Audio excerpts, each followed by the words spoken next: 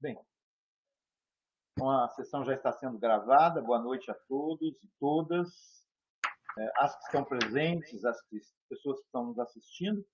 Nós estamos dando continuidade às reuniões do grupo de estudos História e Cultura Iorubá. Hoje nós vamos ter uma discussão, é a terceira discussão sobre a história da antiga Oió, né, ou chamado Império de Oió, com um foco mais centrado na história da crise, né, do Império de Oió, crise e desagregação do Império de Oió no final do século XVIII e início do século XIX. Foram selecionados 3 textos para serem comentados ou apresentados na aula de hoje. A dinâmica do grupo funciona sempre assim, né? Então, cada uma das pessoas que estão aqui teve um texto atribuído para leitura, que vai ter um certo tempo para trazer os comentários que ela julgar pertinentes, não apenas para compreensão, mas também para destacar, né, daquele texto para compreensão da sociedade que estiver sendo comentada. No caso de hoje, a sociedade de Oió.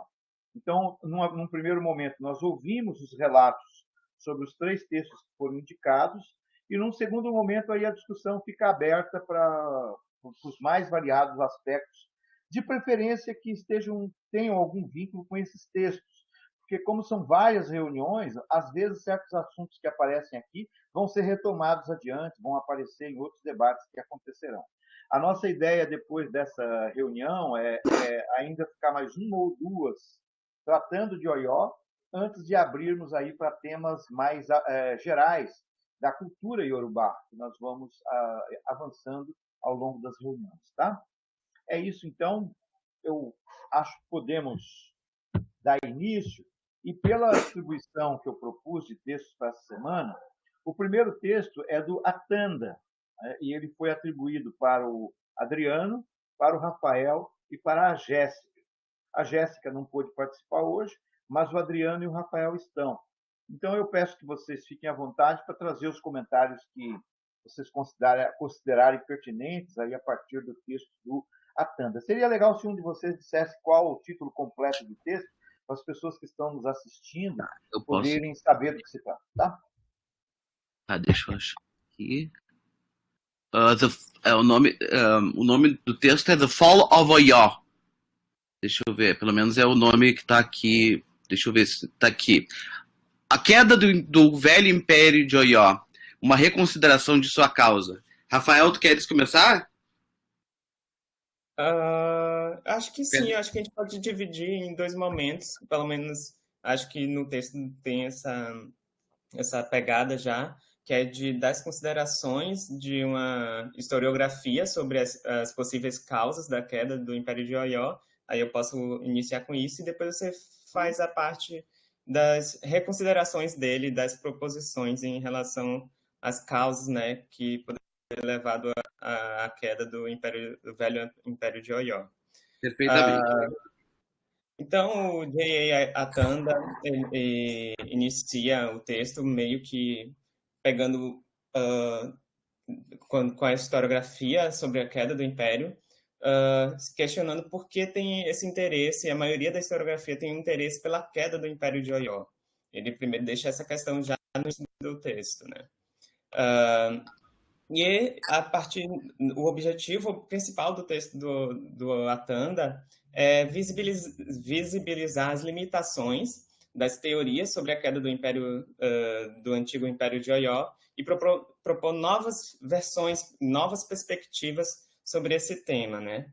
Então, ele primeiro postula que as tradicionais causas remotas, que foram, para ele, exageradas ou desconectadas das causas da queda do Império de Oió, elas precisam ser revistas.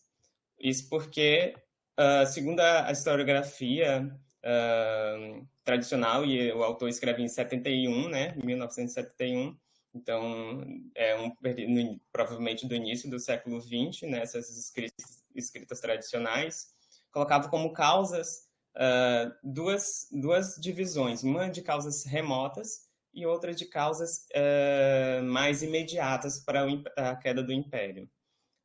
Entre as causas remotas que o autor pontua, né, em relação a essa historiografia tradicional, é apontado a fraqueza do governo central e de sua constituição, os elos frágeis entre o governo central e as províncias, as divisões, né, desse império, que poderia ter levado a um sentimento de separatismo em um determinado momento, ao extenso espaço, né, territorial do Império de Oió, que isso teria proporcionado uma falta de gerência desse espaço todo, né, e principalmente ele pontua, né, sem um meio de comunicação entre as províncias e a região central,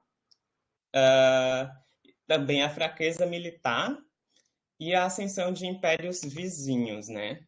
Então, o autor já começa criticando também essas visões, porque elas veem a queda de forma separada, as causas remotas e as causas mais imediatas. Também, as próprias causas remotas, elas não são vistas em diálogo, elas são vistas como se fosse, tipo, pontos que não têm conexões, né?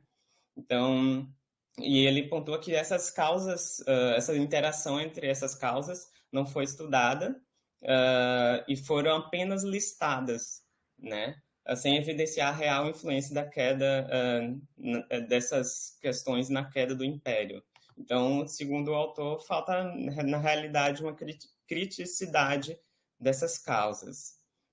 E as causas mais imediatas que são apontadas na historiografia tradicional são a Jihad Fulani e o colapso da autoridade central. Daí, também a crítica do autor é que os casos, por exemplo, da fraqueza do Império Oió não correspondem ao todo do Império, mas sim a momentos específicos que foram generalizados, né? Então, não correspondem ao normal do desenvolvimento desse Império. São exceções. Então, trata-se com a fraqueza como se fosse algo estrutural, quando para o autor, exatamente. Então, aí eu acho que a partir daqui eu deixo comigo. Tá legal. Houve um pequeno, não sei se foi só para mim, mas houve travou um pouco a sua fala, mas eu acredito que não comprometeu nada. Foi na parte que você estava finalizando mesmo. Bom. Então, vai lá, Adriano. Então, assim, ele fala, por exemplo, de algumas causas ou figuras que ficaram, digamos, meio canônicas dentro da noção ou pelo menos do entendimento que se tem da queda do Império de Oió. Uma dessas figuras, bom, primeiro tu tens a relação entre alguns postos muito importantes. Primeiro, claro, tu tens o Alafim, que é o rei propriamente, a figura do monarca. Né? E tu tens também dois chefes que eram particularmente importantes e que tinham funções bélicas. Um era o Bachorum e o outro era o Areonacacanfo. O Bachorum era uma espécie de ministro-geral da guerra, cuja que além disso ele encabeçava o grupo chamado Oió Messi, que são os ministros do Alafim, com os quais o Alafim divide a responsabilidade pelas decisões, o dividia, né? Apesar de que, segundo alguns autores, como o Akintoye, as decisões eram apresentadas ao público, ao povo, à população, como vindas do Alafim. Mas, na verdade, elas eram ponderadas entre o Alafim e o Oió Messi, sendo que o Bachorum, encabeçando o Oyo Messi, tinha um poder muito grande. E o outro posto que também era importante era o Areonan Kakanfo, que era uma espécie de ministro da guerra, ministro do exército provincial, digamos. Ele não morava em Oyo, quer dizer, na cidade, na capital de Oyo, né, Oyo-Ilê, morava em alguma província, e ele comandava os exércitos da província. Digamos que ele era um ministro da guerra, só que secundário dos exércitos da província. A necessidade de ele não morar na capital tinha a ver com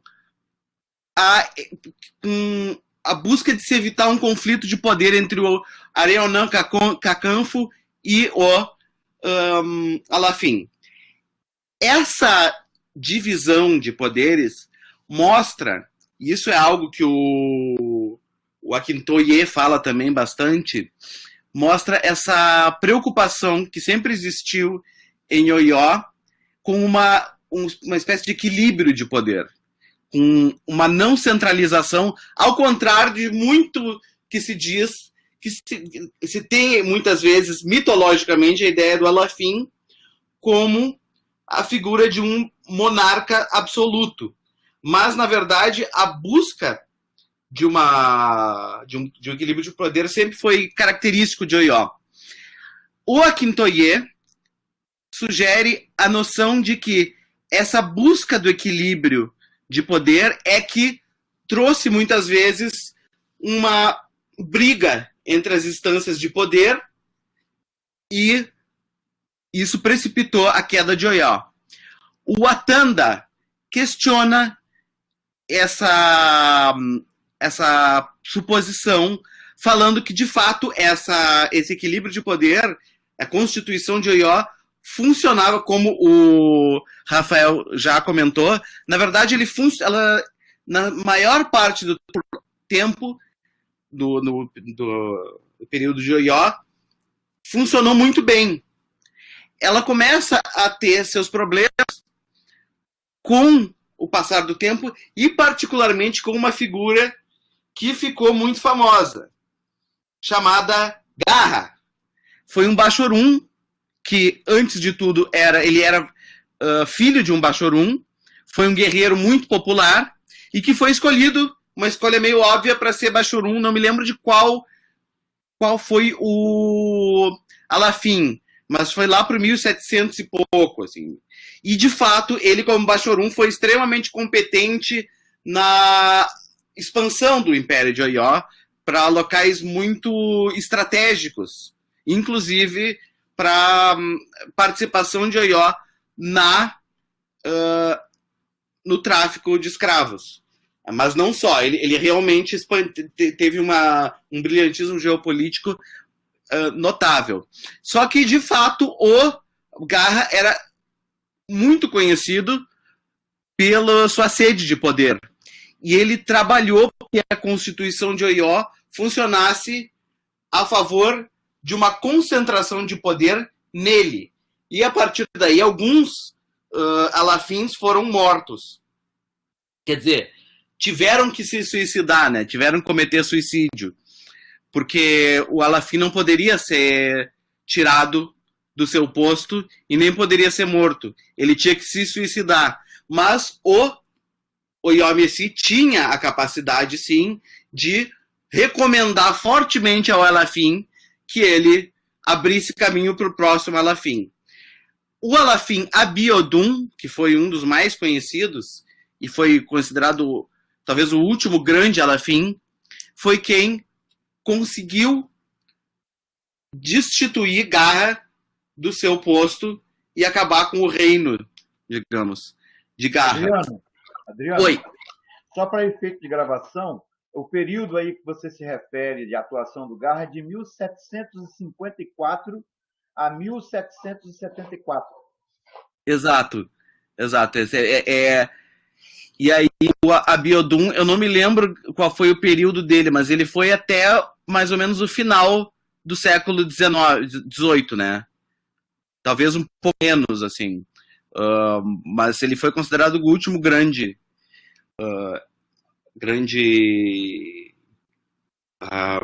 Alafim. O Atanda,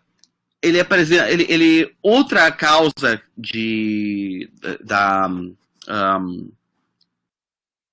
da queda de Oió, que frequentemente é citada, mas que ele questiona bastante, é a escravidão. Porque ele diz o seguinte, que a intensificação da escravidão foi uma das causas da decadência de Oió, até pela participação da decadência de Oió na escravidão, para a importância do tráfico escravista na economia de Oió. Só que ele fala o seguinte, se de fato a participação de Oió no tráfico escravista fosse tão grande quando, em geral, é atribuído, a intensificação do tráfico escravista iria levar a uma prosperidade de Oió, e não a queda. Então, diz, isso a Akintoye também fala que, apesar de, sim, Oió ter tido uma participação considerável no tráfico escravista, o tráfico escravista não era a principal fonte da economia de Oió, mas sim a agricultura. Então,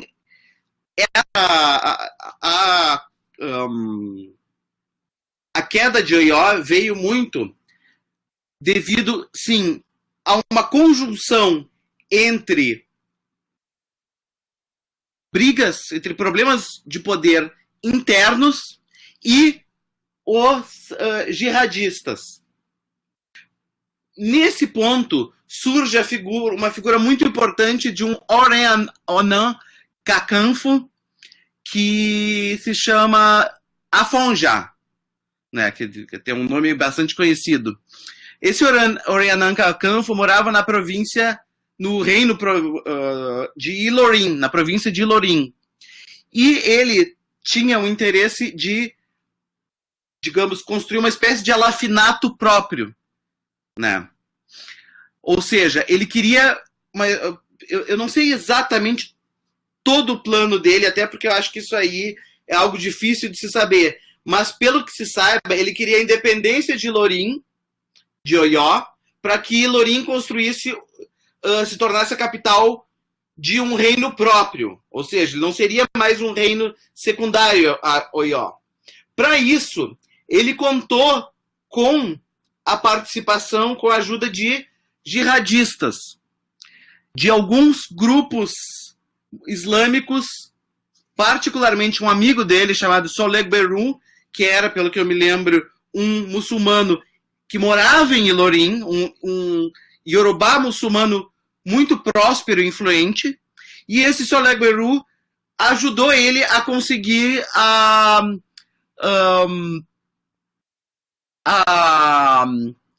contribuição na guerra de escravizados muçulmanos e de jihadistas. Mas o resultado final foi que os muçulmanos tomaram Ilorin. E acabou que Ilorin se tornou o primeiro emirado iorubá.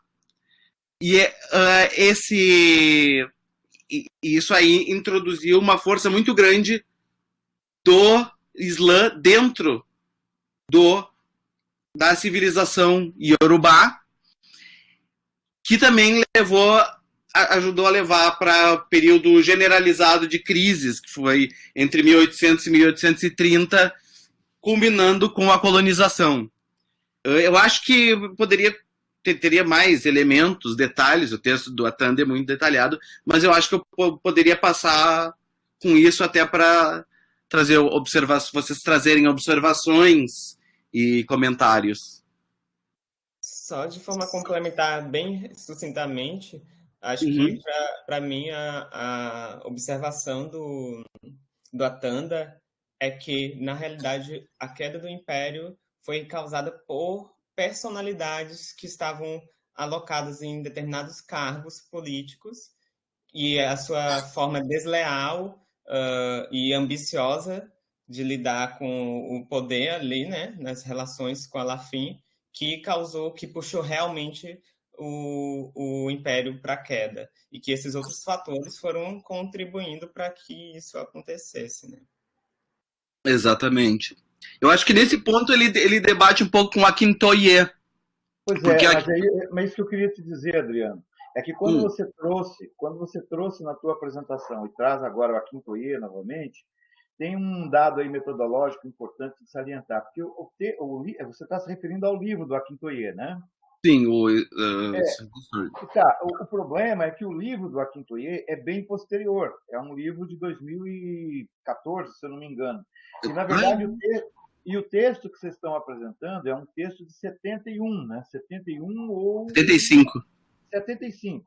Bom, Então, na verdade, o Akintoye se beneficiou do texto do Atanda e de outros que nós estamos debatendo hoje. Então, quando você, por exemplo, falou da divergência do Atanda com o Akintoye, não é que haja essa divergência. Na realidade, o Atanda veio antes. Ele não pode pois é, divergir do Akintoye. O Akintoye leu, né, ou dá uma interpretação diferenciada. Quando se traz essa comparação de dois autores de momentos temporais diferentes, o assunto é o mesmo, mas digamos que o Akintoye tem mais condições de ver em conjunto a historiografia. Isso era uma coisa que eu ia falar depois, mas para a gente, como você trouxe novamente, eu quis chamar a atenção para isso. A gente pode voltar a debater eu isso tenho que depois. admitir, só que agora que eu me dei conta disso, porque a impressão que eu tinha é que o Atanda estava debatendo com a Akintoye, porque parecia que ele estava. Exatamente.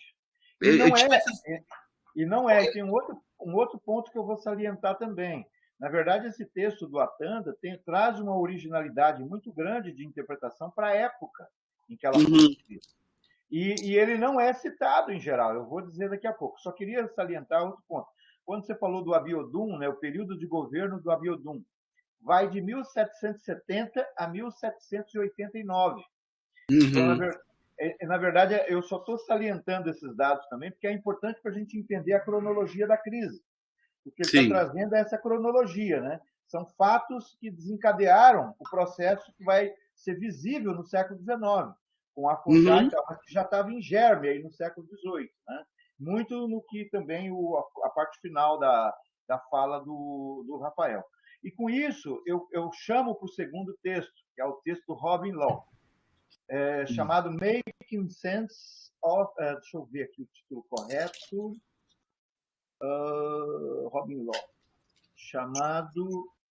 depois vocês voltam a falar, tá? Eu o assunto que eu tratei aqui não está encerrado, mas depois a gente volta na discussão coletiva.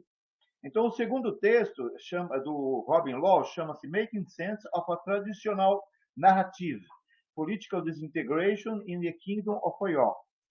Interpretando, né, então, a tradição narrativa, a desintegração política do reino de Oyo. Então, o que o texto trata, né, em síntese? Eu não fiz anotações porque eu estava esperando poder conversar com as minhas colegas, né, que iriam estar aqui, que acabaram não podendo vir. Então, eu vou fazer uma abordagem mais geral. O contexto é o mesmo, é isso que me chamou muito a atenção ouvindo vocês, porque eu não tinha lido o texto do Atanda. Então, o que me chamou a atenção é que o contexto é o mesmo que o Robin Law está tratando. O Robin Law é um autor super conhecido dentro da história de Oyo. Ele tem um livro, né, chamado The Oyo Empire, né, o Império de Oyo. É um cara sempre mencionado na historiografia africanista branca, né, ocidental. Ele é a grande autoridade, ou era, né, pelo menos a grande autoridade nesse momento aqui, anos 70, 80 e 90. Mas, na realidade, o texto dele está tratando basicamente a mesma problemática levantada no texto do Atanda, e com interpretação semelhante, mas sem citar. E essa ausência de citação, ela é alguma coisa para a gente ponderar. Né? Ele cita no final, mas não demonstra, né, o débito que ele teve para o texto do Atanda. Porque qual é a questão tratada no texto, então, do Robin Law? Bom, a fonte que explicita a crise de Oió é a história dos Yorubás do reverendo Samuel Johnson, que é a grande fonte da história tradicional Yorubá. Então, é no livro História dos Yorubás que aparece descrito a história desses personagens que foram aqui mencionados pelo Rafael, principalmente pelo Adriano, de Abiodun, de Macô, depois de Lorim, de Afonjá. Então, é a fonte do Samuel Johnson. E o Robin Law considera como uma fonte escrita que recolhe tradições orais. Então, a tradição narrativa, né, a narrativa tradicional a que ele se refere, é a narrativa organizada no texto História dos Yorubás, do Samuel Johnson. Então, já temos aqui uma questão de autoria, né? Então, ele não verá a obra História dos Yorubás como exatamente uma autoria do Samuel Johnson, mas como uma recolha de tradições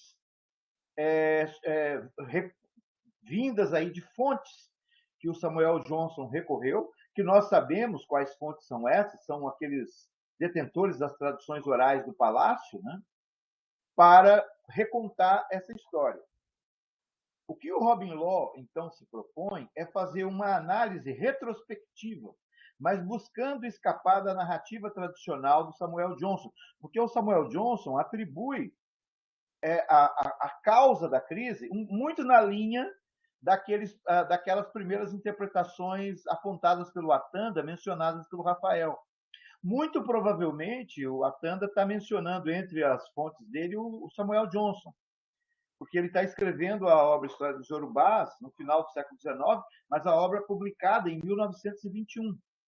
Então, significa que no História dos Yorubás, no livro História dos Yorubás, a queda de Oió e os fatos que foram narrados pelo Adriano são interpretados pelo Samuel Johnson segundo valores morais, de o Alafim ter sido bom ou mal, fraco ou forte, do Bachorum ter sido ambicioso ou não, enfim, do Afonjá ter sido ambicioso. Quer dizer, são atribuídos pelo Samuel Johnson sentidos morais e éticos, digamos assim, para o comportamento de pessoas que teria levado ao enfraquecimento de Oió. O que o Robin Law vai dizer é que, a partir dessa análise retrospectiva, teríamos que abandonar as responsabilidades individuais e pensar do ponto de vista das instituições que davam sustentação ao Império de Oió. E aí é a mesma questão colocada pelo Atanda. Primeiro que, embora o Samuel Johnson tenha falado que do século XVII em diante os 13 alafins governantes eram fracos ou corruptos, ou, enfim, que mereciam, né, ter governado durante muito pouco tempo, tinha tido, portanto, um ponto de vista negativo sobre os alafins, algo na estrutura de governo e algo na estrutura social e econômica do Império de Oió estava acontecendo e levando a transformações que modificaram a posição de personagens que representavam importantes instituições.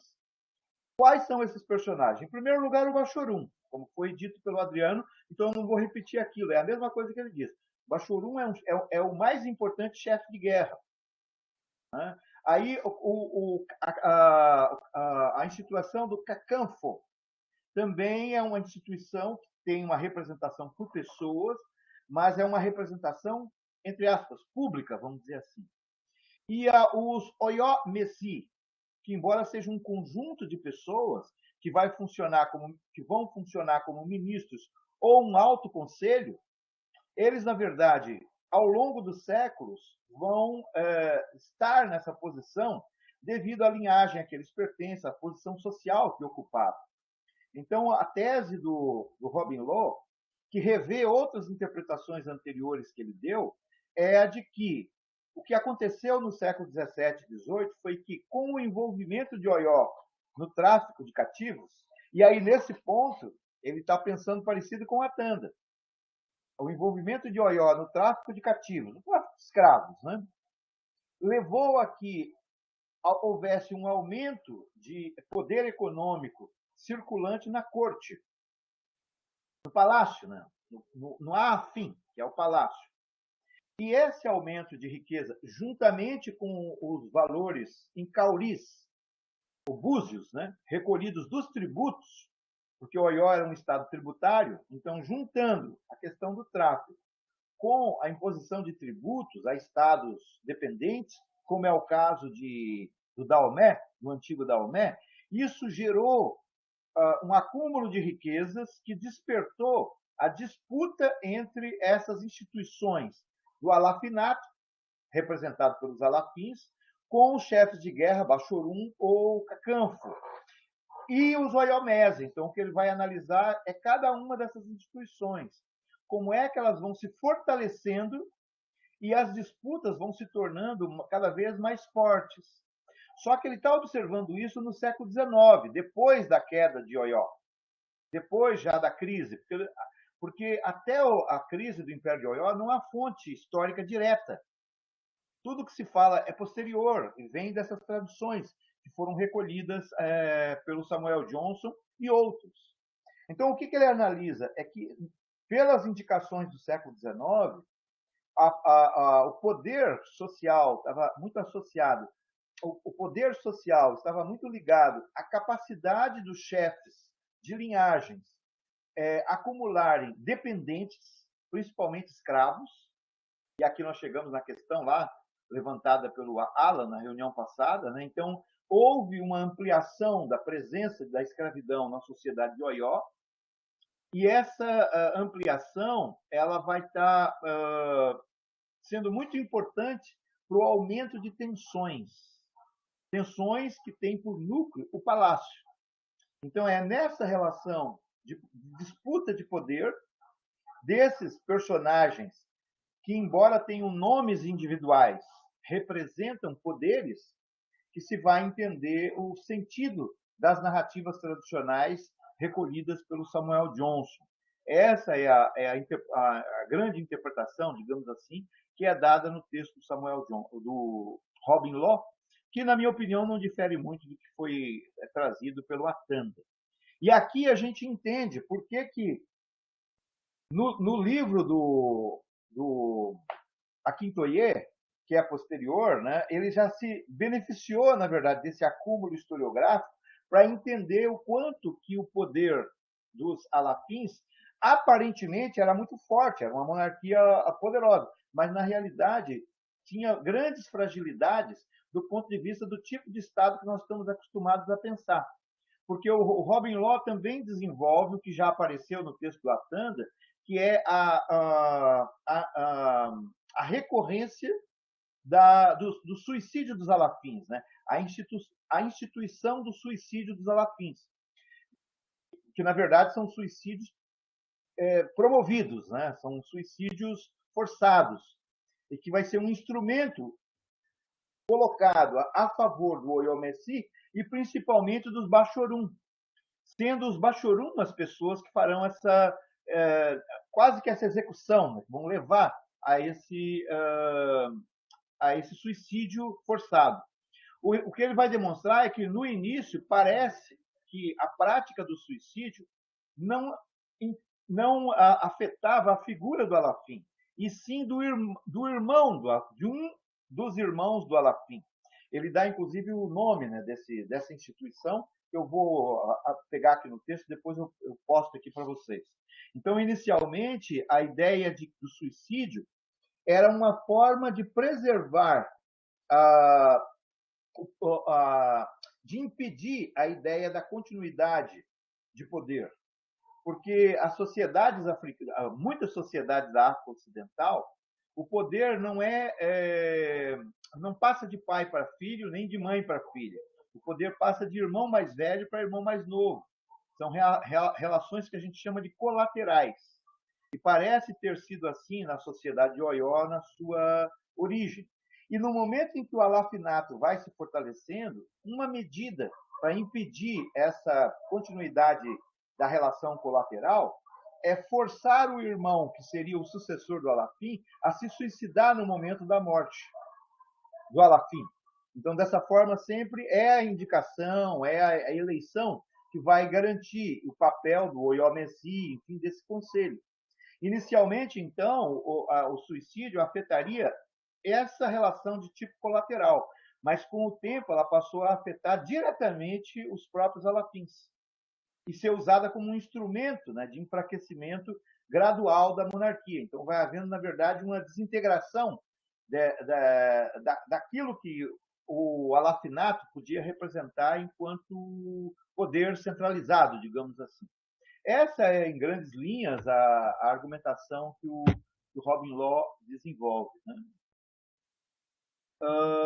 O que eu entendi no texto é que era o irmão. Eu vou dar uma consultada de novo aqui e ver. Tá? Não sei se aparece para vocês também essa informação. Então, eu também fiz uma pesquisa por fora e pareceu o irmão, não o filho. O irmão, porque essas sociedades eram colaterais. Eu vou encontrar aqui e mostro onde foi. Mas eu só complementando essa coisa do suicídio, me lembrou também a escrita lá do Pierre Clastres sobre sociedade contra o Estado, alguma coisa assim, que é tipo, você pode exercer o poder, mas não, a gente está meio que regulando, né, moderando essa exerção do teu poder, né? Tu é o chefe, mas tu não é para ser um autoritário, por exemplo. Então, me lembrou essa obra do Pierre Clastres. Exatamente. E a coisa do suicídio também eu vi por fora, que tinha meio que uma frase meio de efeito, assim, de nós, você já não representa a gente, o povo não gosta de ti, o mundo já não gosta de ti, a sociedade já não... Então, tu comete esse suicídio. Mas é o filho mais velho, sim. Está aqui na página... Tá aqui, ou o Robin Law coloca assim, está aqui na página 389.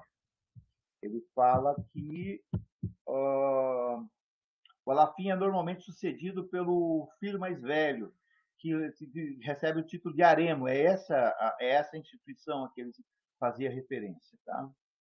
E que é forçado, né, a cometer o suicídio pela morte do pai para bloquear, né, justamente essa ideia da descendência por linha direta. É isso aí. Me confundi aí na... Alan, quer trazer os dados do terceiro texto? Vamos lá, estão me ouvindo? Tá, então eu ouvi atentamente aí vocês, bem interessante as discussões. Acho que algumas coisas não são novas, assim, né? Não dialogou com o meu texto diretamente, mas eu acho que outras coisas sim, né? Mas vamos lá, eu li o texto do Olotunji Ojo, né? O título do texto do artigo é The Organization of the Atlantic Slave Trade in Yorubaland, from 1777 to 1856, não? E, então, o artigo traz um pouco da organização, né, do comércio, entre aspas, escravo, nessa região de Yorubalândia.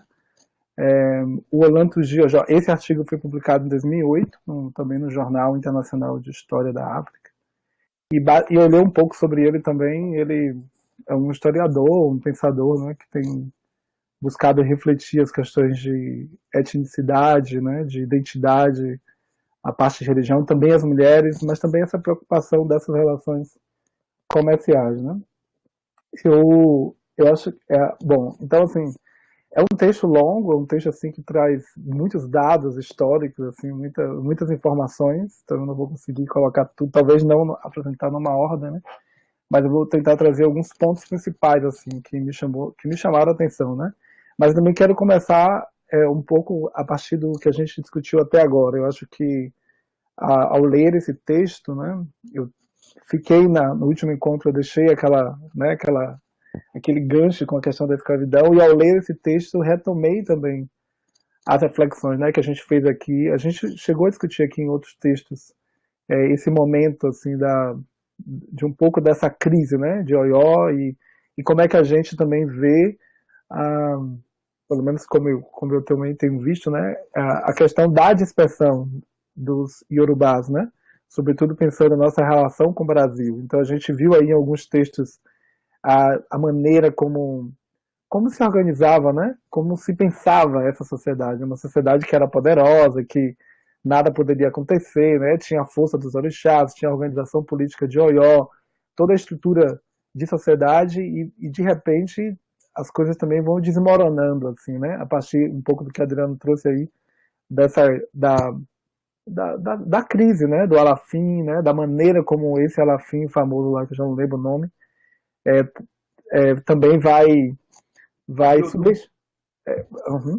Então, assim, como as coisas vão subestimando assim um pouco também, né? E, enfim, aí a crise e a dispersão. Então, esse texto ele dialoga muito nesse sentido para mim, assim, né? De trazer para nós como, de fato, a cultura urbana, né? Sobretudo os povos urbanos que chegam à Bahia no final do 19, né? Assim, no século 19, está muito relacionado a esse texto que eu li, né? Então, o texto ele vai trazer, assim, ele vai trazer alguns elementos. Primeiro, ele vai argumentar, o Oloto Joió, ele argumenta, né, a maneira como, de certa forma, do ponto de vista histórico, essa discussão,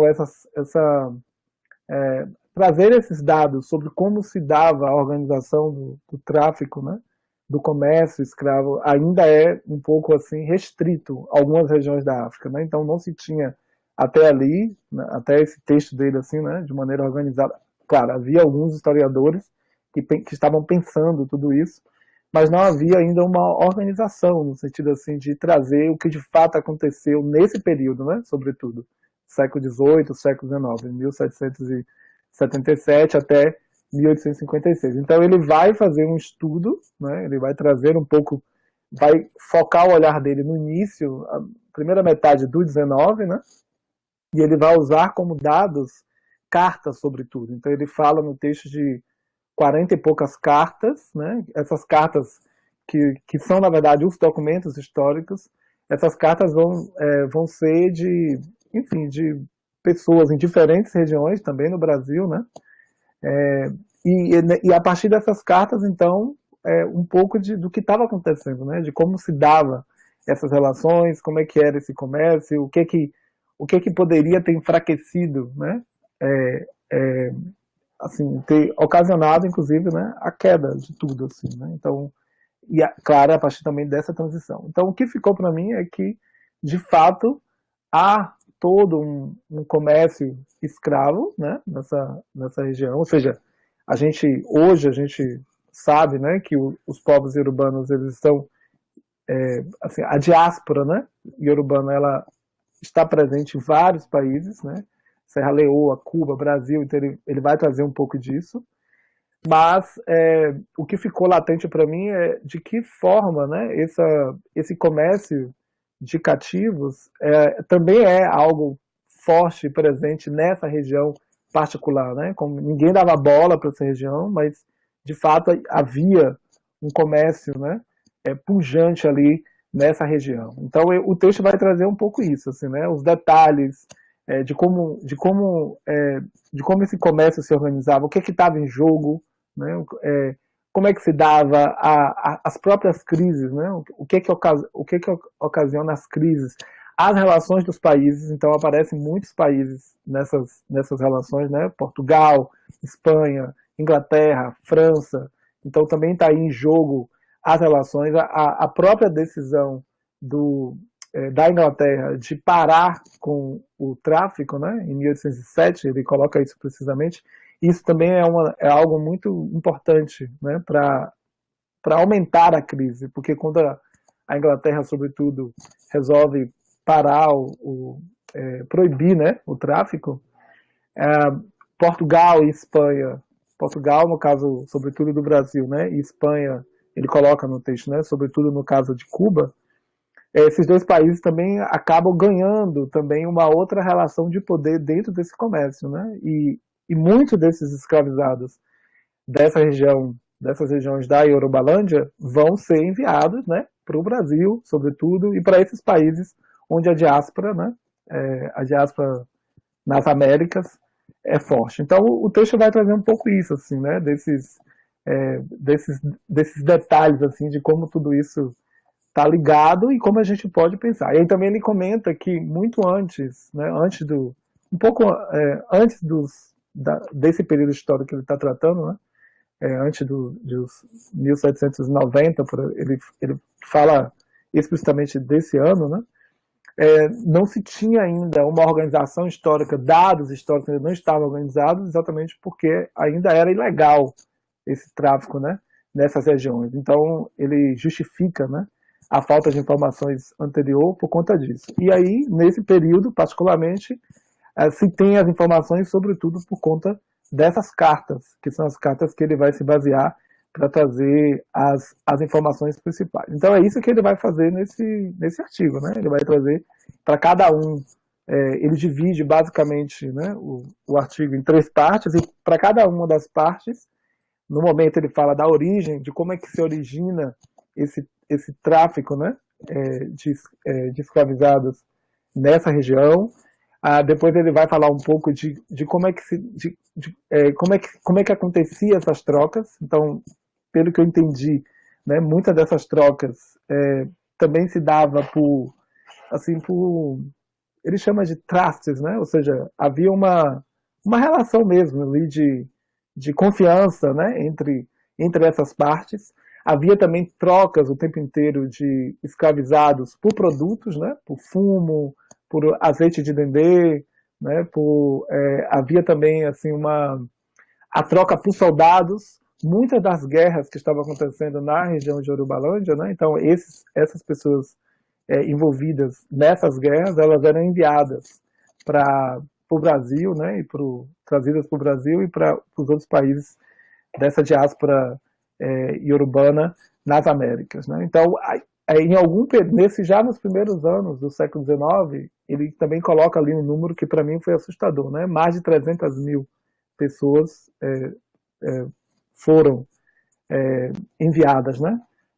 Como cativos, né? Para esses países, né? Então, isso me chamou bastante atenção, né?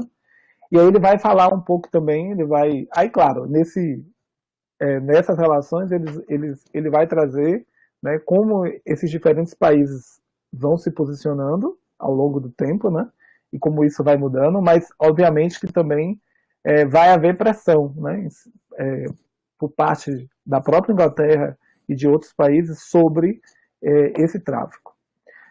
O que mais que me chamou atenção?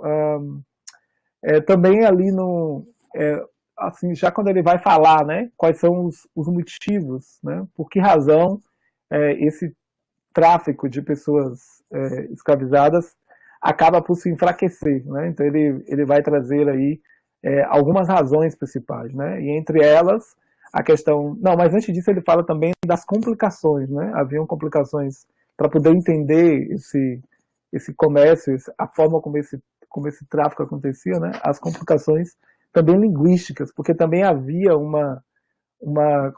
posso dizer, uma troca das pessoas com base nas questões étnicas, né? Então havia também pesos que eram dados diferentes dependendo do contexto étnico, linguístico, né, dos povos que estavam ali em questão.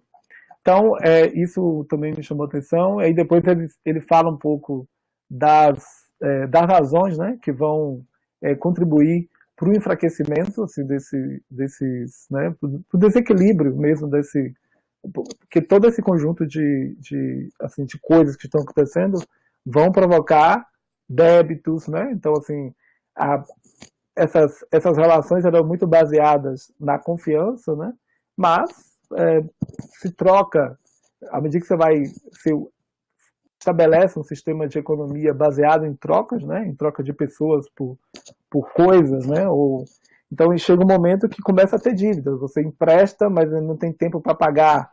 Então as relações eram muito dadas nesse sentido. Então as dívidas vão aumentar. Então ele fala de como essas dívidas contribuem para o desequilíbrio socioeconômico, né, dessas relações. E obviamente também tem mortes, fome, né, roubos. Então ele vai citar essas razões como sendo as principais, né, para poder enfraquecer de fato assim esse sistema escravocrata, né? Acho que basicamente foram esses pontos assim que me chamaram a atenção, né?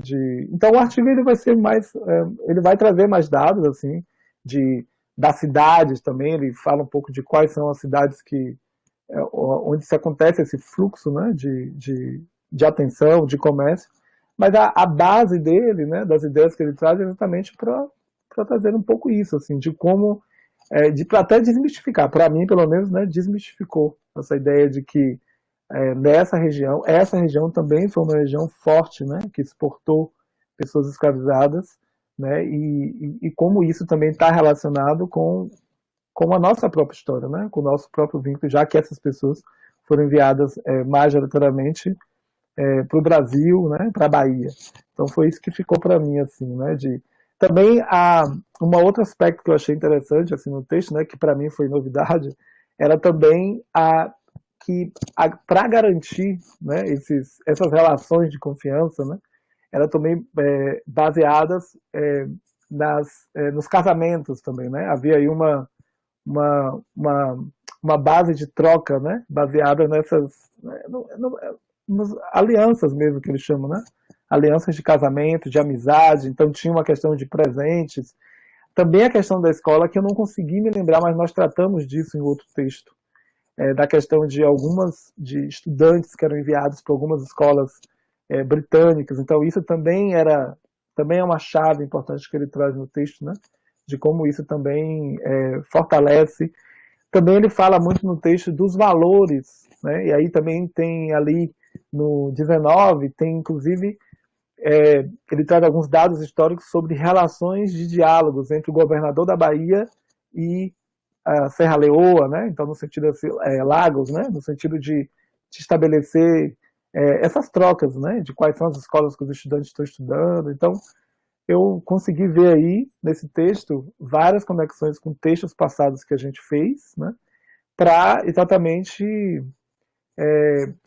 na verdade, assim, confirmar, né, o que a gente vem estudando até aqui, de como essa queda de Oió, né, ela é fundamental para a gente entender a presença desses africanos, né, no Brasil a partir do 19, né, como de fato nós estamos conectados. Acho que é isso. Não sei se fez sentido. Legal, não, obrigado, Alan. Inclusive, assim, acho que agora a gente pode abrir, então, para uma conversa mais geral. Enquanto o Rafael, o Adriano ou a Nina, se quiser trazer alguma impressão, algum comentário fazem, eu vou identificar o texto, porque, na verdade, quando você falou agora, a conexão é perfeita com o texto do Matori. Aliás, esse debate está muito relacionado com um encontro nosso em que nós discutimos a diáspora iorubana. Uhum. Ali nós discutimos um texto do Paul Lovejoy, que falava da diáspora, a chegada, né, da diáspora iorubana nas Américas, e tinha um texto do Matori, que eu me esqueci o título agora, que eu vou buscar aqui, que ele falava do inglês, né, do estudo da língua inglesa e tal. Eu vou procurar aqui. Mas reabre-se, então, a discussão, e agora é aberta. O Rafael, o Adriano, a Nina, fiquem à vontade. Legal, valeu, Nina. Você quer trazer algum comentário mais geral, de novo, ou algum ponto que você queira salientar de novo do texto, Rafael? Fique à vontade, Adriano também. Não tenho, não. Eu achei bem, como eu não li, então não sei quais são os pontos mais fortes que poderiam ser abordados. Mas, por exemplo, no nosso texto do Atanda, eu acho que uma das formas também que ele faz para questionar essas causas da queda do Império, ele meio que pegando as causas que tradicionalmente colocavam em relação à queda do Império e mostrando que era praticamente o oposto das causas, né? Então, por exemplo, o povo não estava insatisfeito com o Alafim, por exemplo. Ele vai lá e tipo, dá dados de que, na real, isso só vai acontecer depois da queda do primeiro Alafim Aole, alguma coisa assim. que aí, tipo, vai começar uma situação de Alafins caindo rapidamente, tipo, teve um que caiu em 17 dias. E aí, tipo, aí a população aí sim vai ter um papel importante, né? Pois é, a impressão que eu tenho, assim, do que vocês falaram do Robin Law em relação ao Atanda, é que o Atanda parece que personaliza mais as causas. E o Robin Law, e eu percebi isso também no Akintoye, tenta buscar as causas numa espécie de configuração institucional, como se já estivessem lá. Eu imagino que aí eu quero mais perguntar mesmo para as pessoas que estão. Isso aí corresponde, essas duas formas correspondem a formas diferentes de entender a história, assim, a metodologias diferentes, que a impressão que dá é isso. Mas eu não sou da historiografia. Se vocês puderem falar um pouco sobre isso, eu agradeço. Certamente, Adriano. O interessante da gente estar podendo trazer esses textos aqui é isso, é que nós estamos trazendo textos sem a preocupação do momento em que eles foram escritos, mas a gente tem que considerar o contexto dessas produções. Por exemplo, o texto que o Alan acabou de apresentar foi publicado em 2016. Então, é um texto que é muito mais próximo e com muito mais recursos, né, e possibilidades do que os textos dos anos 60 ou 70 que a gente está discutindo, que são textos do momento em que a historiografia nigeriana estava se constituindo.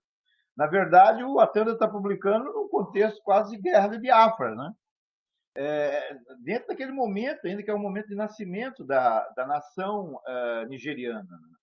Então, havia uma tendência nesses textos dos anos 60 e 70 de personalizar, de trazer, né? Aí que é interessante a sua intervenção agora, Adriano. Porque como eu não li, casualmente eu não li esse texto, então eu não vi que enfoque ele deu, né? Mas quando na primeira parte ele fazia crítica às tendências anteriores, que o Rafael supôs fosse lá no início do século, eu imaginei que esse dado mais da interpretação moral, individual, estava lá, né? nessa leitura anterior, e que ele já estava trazendo algo novo. Porque quando ele traz a função do Bachorum, o Yomesi, o Kakanfo, né? Na verdade são funções, então ele já está se encaminhando um pouco para aí. Certamente, na historiografia, digamos que essa leitura mais individualizada, mais romantizada, é alguma coisa na historiografia do século XIX, primeira metade do século XX. A tendência no século XX foi da história social, né? Tentar buscar justamente essas compreensões mais amplas, né? A partir não só da ação dos indivíduos, mas da compreensão dos movimentos, das instituições, dos grupos, né? Que é o que os autores salientaram na discussão aqui de hoje. Mas pelo que eu entendi assim do Atanda é que ele não busca ir nessa estrutura das estruturas governamentais, porque ele enxerga que ir nessas estruturas é como colocar o Império Oió meio que desde o início como um império que estava meio fadado a cair por causa das suas falhas estruturais. E aí eu acho que ele vai nessa linha mais pessoalizada exatamente por causa desse posicionamento dele.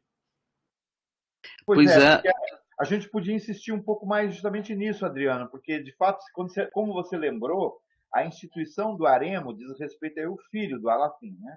Mas essa instituição, assim como a ideia da colateralidade que eu tinha apontado anteriormente, ela é bem característica dos poderes tradicionais africanos, que são poderes que tendem a bloquear a ideia de centralização ou de monopólio de poder. A ideia de monarcas fortes, ela existe na história africana, mas ela existe em momentos em que esses governantes encontraram outros meios para acumular poder. Um dos meios, inclusive, é o acúmulo de escravos. Não escravos, né? Mas o acúmulo de cativos do palácio. Havia essa instituição em Oió e no Daomé, que são os eunucos, né? Os eunucos do palácio. Zilari. Hilari, exatamente. Esses indivíduos que, não pertencendo às linhagens, aos clãs, à sociedade, podiam estar a serviço direto do governante.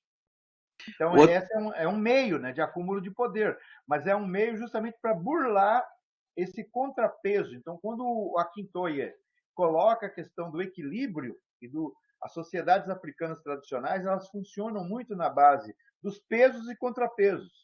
Sim. E nessa relação de peso e contrapeso, equilibra para não haver acúmulo de poder. Agora, quando a interpretação do Atanda está seguindo uma ideia de poder ocidental, que é um ideal de poder centralizado, um ideal de poder, né, na figura de um indivíduo. E é isso que justamente as sociedades africanas elas vão ser alteradas, porque originalmente parece que são as linhagens. Aí o Oyomesi, que é mais forte, que tende a ter mais expressão. E o Akintoye, desculpa trazer o Akintoye de novo, assim, saindo um pouco... Agora não tem problema, agora vamos lá. Agora vamos lá, tá? É que o Akintoye diz que outro momento de extrema concentração de poder na mão dos reis tradicionais, que aí não é só o Alafim, ele diz que isso acontecia em outros reinos iorubás, foi a colonização, porque os poderes coloniais viram nos senhores da guerra perigos maiores, né? Porque eles é que tinham o poder militar, então eles solaparam o poder dos senhores da guerra e tentaram, especialmente os ingleses, né, se aliar ao Alafim, ao Oni, aos reis. E parece que, então, isso também trouxe uma concentração de poder. Uhum. Os alaquês, né, de Abiokutá. Exato. Sim, sim, sim. Isso é uma questão interessante de ser pensado.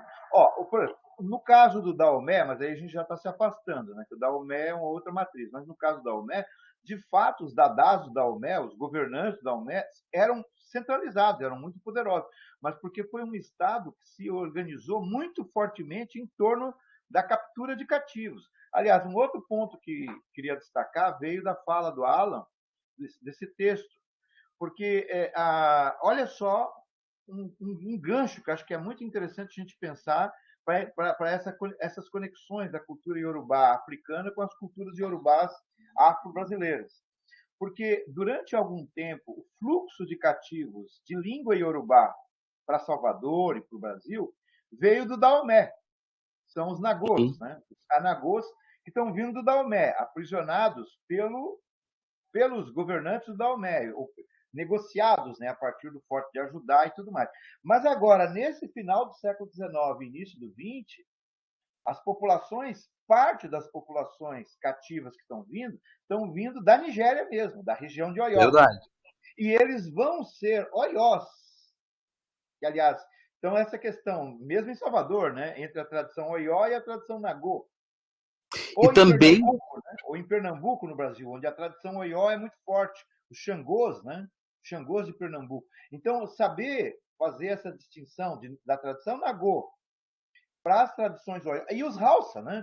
Porque no Brasil vem muitas populações Hausa, que são essas populações que estão na jihad, que mencionada pelo Adriano. Está tudo dentro dessa crise, né? Dessa crise de Oió. E aí eu queria apontar uma coisa bem interessante, pelo menos no livro do João José Reis, né, sobre a revolta dos malês, diz que os malês eram, na maioria, iorubás islâmicos, muçulmanos. Ou seja, grande parte dos escravizados muçulmanos que vieram para o Brasil não eram, como eu pensava, assim, não eram todos, ou talvez nem a maioria, hausás, mas eram iorubás que já... Porque Ilorim se tornou um emirado. Islamizados, exatamente. E outra nação interessante de falar seria Queto, né? Porque a presença de Queto foi muito forte na Bahia, né? Tanto é que o candomblé baiano tem uma vertente queto muito forte, e a gente não ouve falar tanto disso na história iorubá, de Queto como um reino central, até porque ele fica no Benin. Só que eu me lembro naquele texto do Morton Williams, que é sobre a presença a relação de Oió com o tráfico escravista, que Queto era um local estratégico, que era uma cidade, era que inclusive eu tenho a impressão de que Oió conquistou Queto exatamente como um local de passagem para as regiões portuárias, né?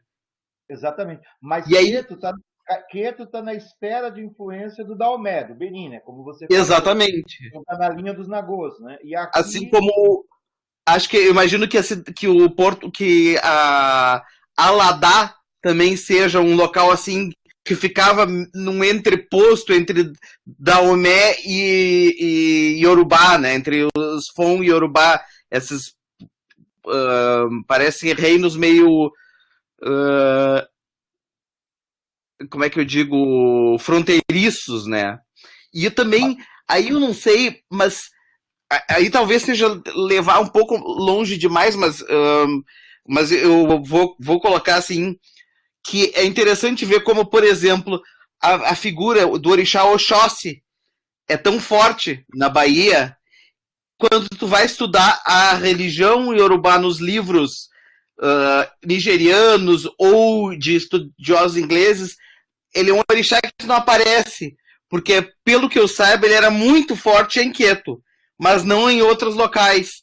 Tanto é que quando tu vai estudar a religião do jeito que ela era encontrada em Oió, o orixá da caça era Ogum.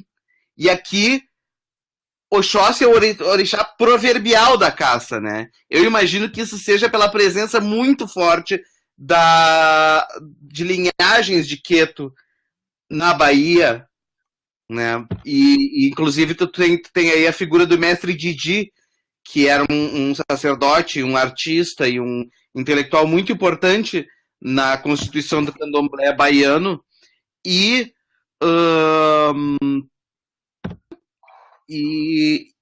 que era conhecido como um Alapini de Queto, né?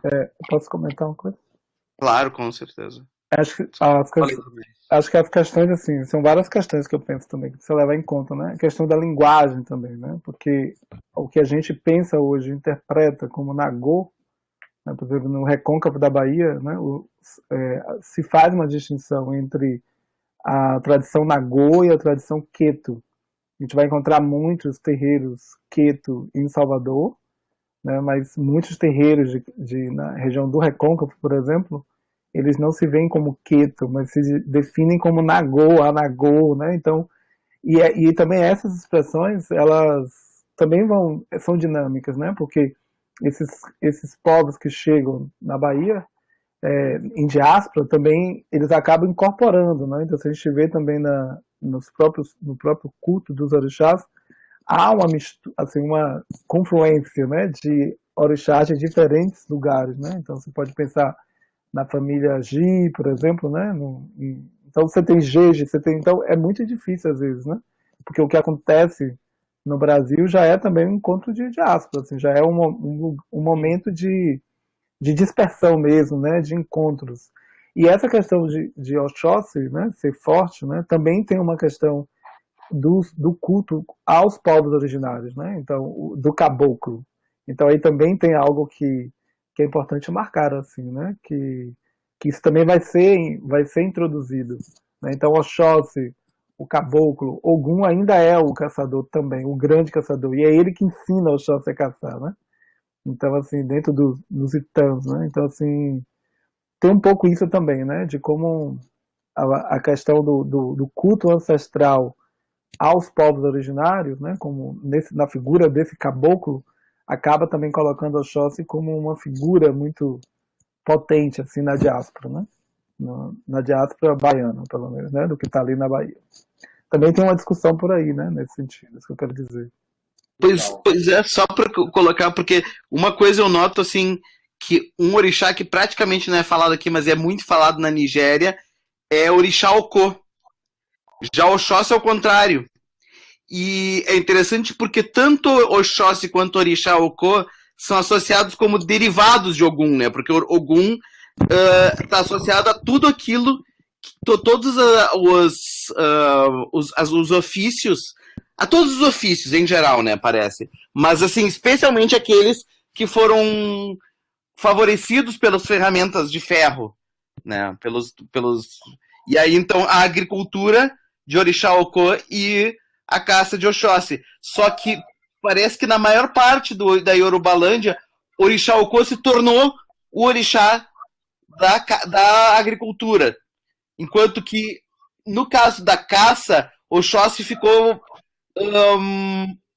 restrito a um local menor. Enquanto que aqui, Orixá Okô praticamente é desconhecido, pelo que eu saiba, né? E Oxóssi se tornou o orixá da caça aqui. Aí eu podia também comentar, Adriano, assim, claro que eu não sou especialista, né? Estou comentando com base em coisas coisas que eu leio, que eu escuto, né? Dos mais velhos. Então, assim, também tem uma questão de, também, nesses processos de diáspora, muitos também dos segredos, né? Eles também ficam comprometidos, né? Ou seja, porque para você cultuar um orixá tem toda uma questão aí, né? Então, isso é parte da coisa. E a outra parte é que também, também se diz, né, de que esse orixá não se havia interesse dos escravizados em cultuar Okô, porque Okô era o orixá da abundância, da agricultura. E por que deveríamos cultuar um orixá que vai favorecer os senhores, né, da plantation, né? Então também tem uma questão aí nesse sentido, assim, né? E hoje, agora, nesse momento, eu digo, né, no nosso presente momento, já se tem, inclusive, iniciações para o Okô na Bahia, né? Então, que aí já é parte também dessas outras relações entre Bahia, África, no presente momento, né? Então tem essas questões também, assim, que a gente precisa pensar, assim, né? E que é complexo quando você leva em conta os processos violentos da diáspora, né? Certo.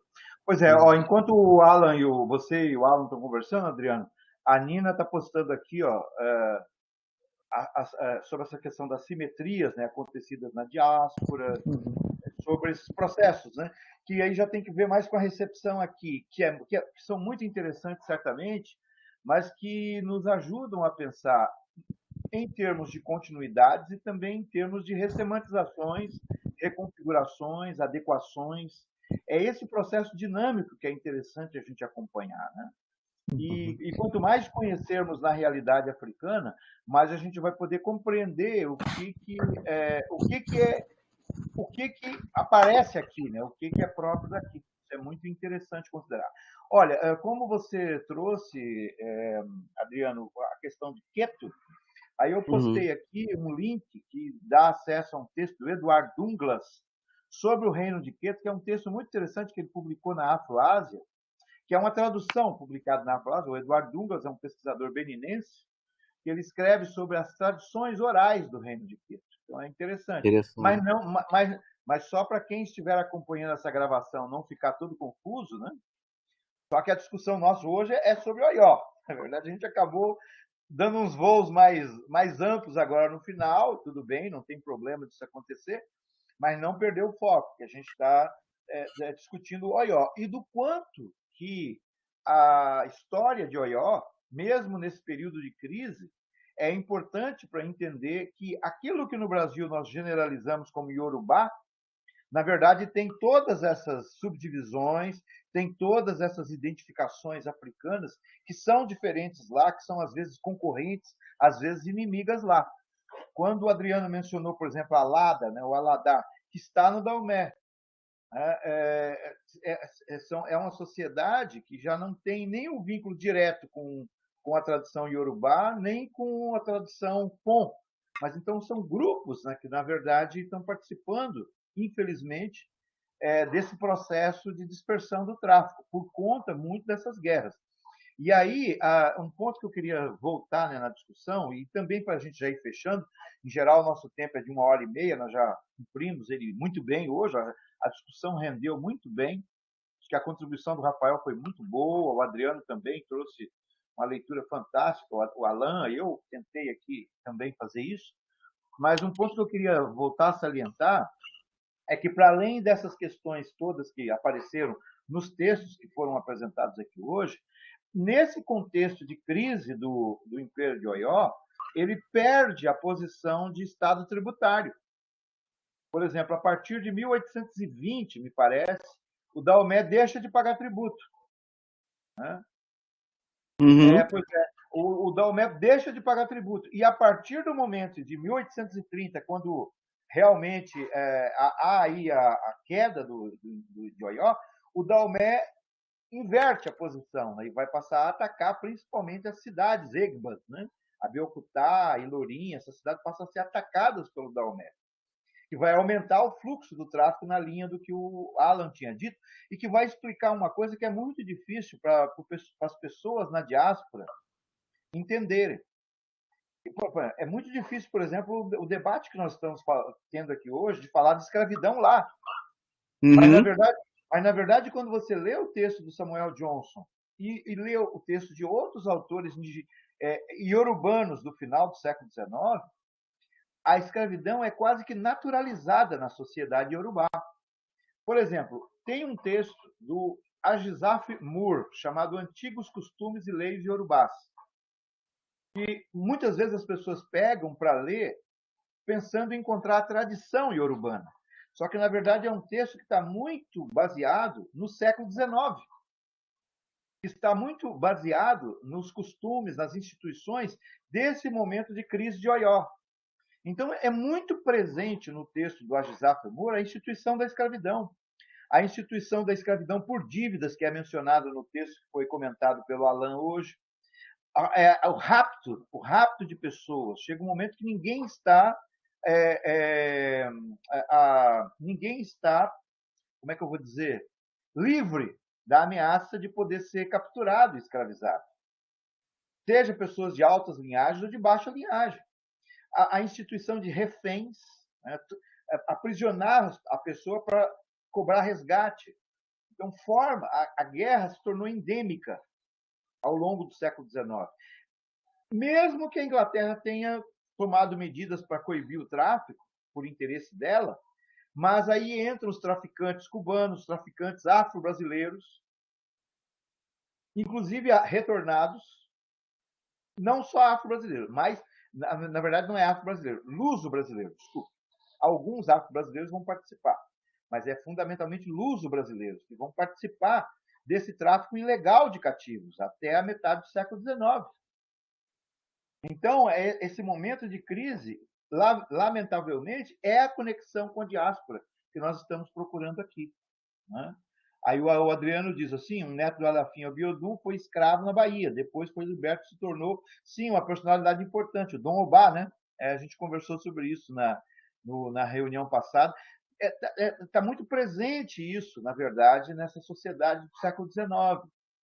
E por que esse debate, por mais que ele apareça um debate distanciado, frio, ele é muito importante, porque quando nós nos lembramos da tradição iorubá, a gente está pensando na tradição iorubá anterior ao século XVIII, anterior a esse momento de crise. Mas foi nesse momento de crise que a tradição Nagô e a tradição Oió e outras tradições iorubanas vieram em diáspora. E é isso que nós temos que, acho que, considerar para entender a capacidade de adaptação, de ressignificação que essas pessoas em condição de cativeiro tiveram aqui. Porque também eram pessoas, em parte, diferenciadas. Né? E o que foi colocado pelo Adriano, e que está certo, mesmo a leitura feita do João José Reis. Nem todos os muçulmanos são Hausas ou Baribas, né? Podem ser iorubás, propriamente dito, que já tem um processo de islamização lá. Esse é outro ponto muito delicado para a nossa discussão, porque hoje em dia parece haver uma oposição entre tradição islâmica e tradição ancestral iorubá, mas em certo momento não houve. No século XIX não houve, assim como também as aproximações ou não da tradição iorubá com o cristianismo, que a gente não vê no Brasil, mas que se coloca lá muito fortemente. Inclusive, assim, ó, eu tenho aqui um livro chamado The Growth of Islam in the Yoruba Community, entre 1828 até 1908, se não me engano. Se vocês quiserem, eu posso copiar e mandar. Que é todo especificamente sobre o crescimento do Islã nesse período. Sabe? Especialmente em Oito, que foi um polo de difusão do Islã, né? Assim. Ó, a Janine está dizendo, nossa, faz muito sentido muita coisa. Legal, Nina, é isso que a gente está buscando. A Nina não quer falar um pouco? Ela tá... Quer. Eu tô curioso. Tô vendo os comentários dela, mas eu não tô ouvindo. Não, é porque eu sou socióloga, né? E tenho me empenhado na sociologia política e do conhecimento, né? E faz muito sentido quando a gente pensa dentro dessa perspectiva histórica, né, professor, que o senhor está trazendo. Então, assim, e pensar que tudo é dinâmico, né? E a necessidade de se formar socialmente na diáspora faz com que a gente entenda por que algumas coisas se ausentam, né? E outras coisas são até mais ativadas, né? Na diáspora, né? Como o Adriano estava falando da questão do Oxóssi e de Ocô, enfim. E até pensar o Batuque do Rio Grande do Sul, por que ele se parece tanto com o Xangô de Recife, pensando que o Rio Grande do Sul recebe essa última leva em grande massa de negros e negras, né? Assim como lá no Recife. Então, faz sentido para a gente que pesquisa o batuque em especial, né? Por que a gente, né? Da onde vem ali tudo, assim, para mim assim, ouvir vocês hoje foi juntar algumas conexões dessa sociologia, né, que a gente vai pensando e como se dá, né, como se dá essa dinâmica em frente à situação de deportação, enfim, e de escravidão, né? Enfim, para mim é essa aqui, é ampliando um pouco essa síntese que eu fiz. Nossa, faz muito sentido muita coisa, né? Legal, Nina, que bacana, que bacana.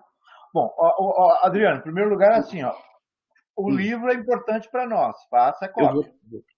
Ok. Faça a cópia. Você está falando, quando você fala cópia, é cópia em papel ou digitalização? Acho que é melhor digitalizar, eu mando para todo mundo e se alguém quiser, imprime, etc. Mas eu acho que digitalização é mais fácil, porque aí tu coloca no Drive e deu. E é melhor para nós, é melhor assim. Porque vai haver algum momento que nós vamos discutir essa relação da cultura iorubá e do Islã. Eu encontrei um texto chamado Xangô vai a Meca. Um texto escrito aqui no Brasil e tal. Mas eu confesso que eu corri os olhos e achei que, diante dos debates que a gente está fazendo aqui, com os autores que nós estamos fazendo, é um texto que está muito generalizante, entendeu? Entendo. Na verdade, as coisas têm que ser um pouco com esses dados que a gente está encontrando, para a gente poder identificar, fundamentar, argumentar, divergir, aprender. Eu acho que é isso aí, entendeu? Então, se você tem essa referência, ela nos ajuda muito. Eu vou, sim. E tem um livro do Matori em que ele fala de uma ligação na própria terra iorubá entre Xangô e o Islã, que na própria terra, que assim, Xangô e Omolu eram considerados orixás associados ao Islã e ao norte, né?